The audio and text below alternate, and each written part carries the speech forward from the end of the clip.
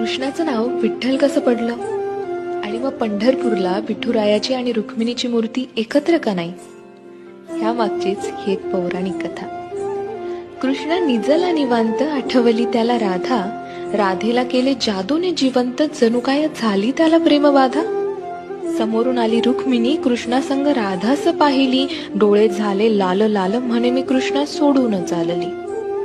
कुठे गेली रुक्मिणी कुणास बाई ठाऊक, कृष्ण भटकतोय तिला शोधत, होऊन व्याकुळ भाऊक. पोहोचला बाई कृष्ण शोधत तिरी चंद्रभागेच्या, अन रुक्मिणी दिसली दिंडी रवनात पंढरीच्या.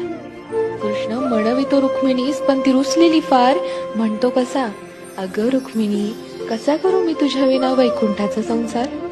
रुक्मिणी नाराज, त्यातच कृष्णास आठवे भक्त एक थोर, नाव त्याचे पुंडलिक, लय गुणाचं ते पोर.